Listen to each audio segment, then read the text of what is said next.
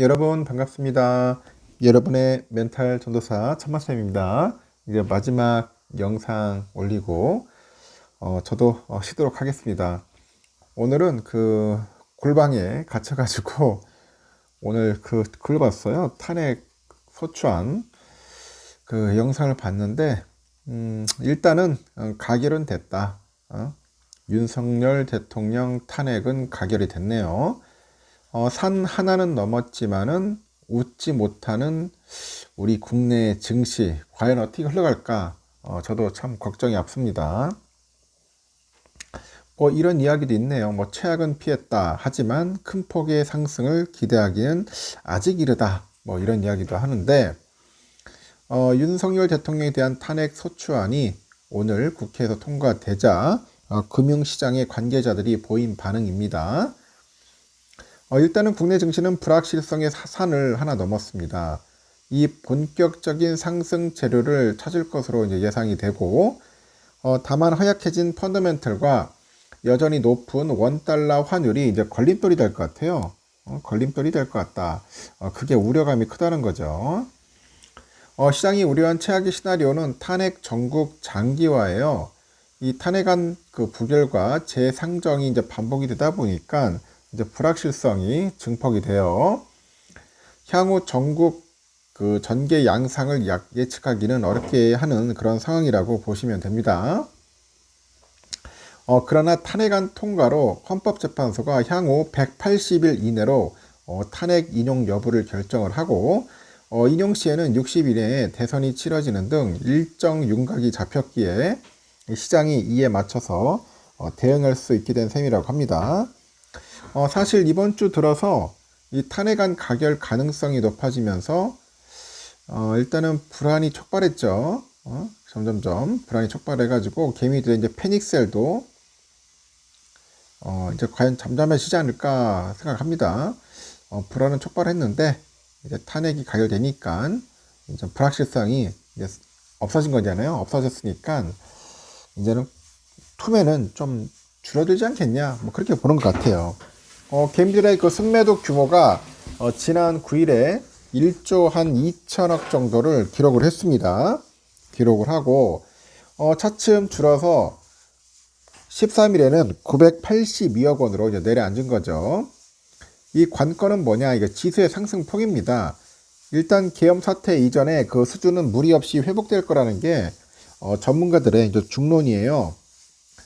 지난 13일 코스피가 2494.46으로 장을 마쳤는데 이 비상기업 사태 전인 3일 그 종가를 상당 부분 회복을 했어요.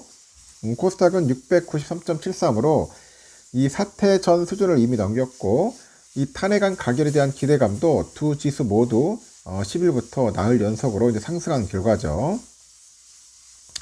이를 달리 해석하면은 탄핵안 가결 상황이 이미 시장에는 선반영됐다는 겁니다.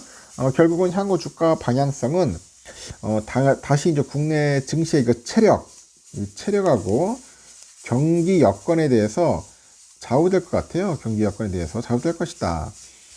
이런 관점에서 지수의 강한 상승세는 어려울 거라는 분석이 있어요. 내년에 1%의 저성장이 예상되는 상황인데 이 비상기업 사태 이후로 이제 원달러 환율까지 1,430원대로 치솟아가지고 외국인들의 수급 여건이 한층 악화됐기 때문이죠. 외국인은 이달 들어서 코스피에서 지난 13일까지 9,146억 정도 매도 우위를 보였고요. 지난 8월에는 순매도 전환한 후에 5개월째 20조 원 이상의 순매도를 했습니다.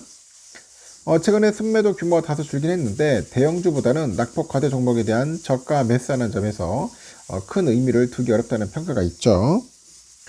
일단은 투매는 사그라들었지만은 국내 증시를 떠나는 개미들 그 투자자가 많아진 것도 악재입니다. 지난달 미국 주식의 국내 거래액은 635억 달러입니다.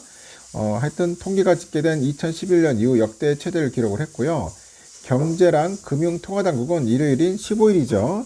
15일에 거시 그 경제 금융 현안 회의를 할 예정이에요.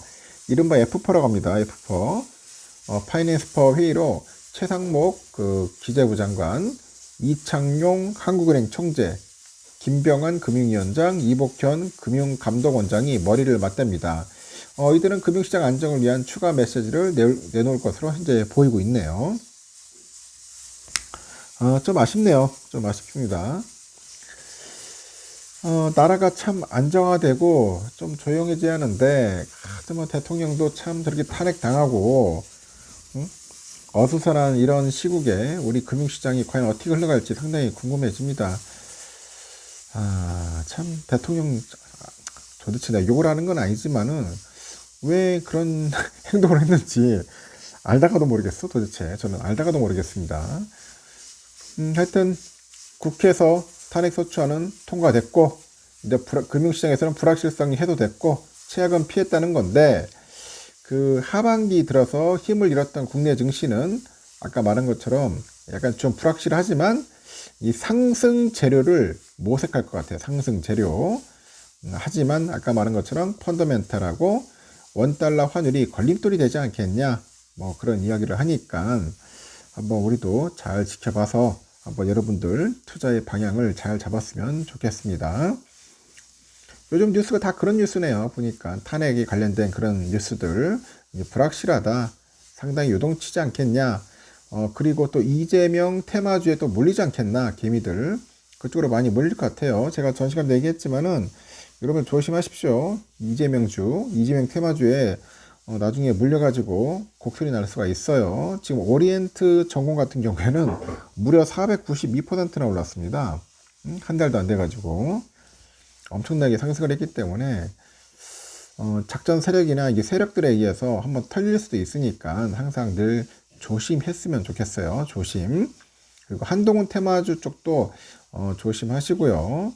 하여튼 뭐 대권 주자라고 분류되는 정치인들 테마주 관련주들에는 끼웃거리지 마라. 제발 끼웃거리지 않았으면 좋겠습니다.